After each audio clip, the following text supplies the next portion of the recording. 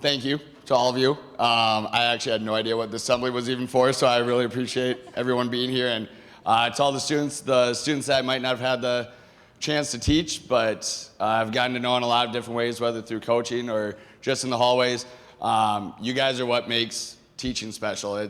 I know that some days it might not always seem like it's the most fun in school to be here, but there's a reason that all of us staff here at Roncalli chose to teach here and chose to work with you guys, to commit to you guys. You make the profession awesome. It's a joy to be here and to see the way that you guys grow up from whether you're sixth graders, where you will be as seniors, or you seniors now and where you'll be 5-10 years from now. It's exciting, it's awesome.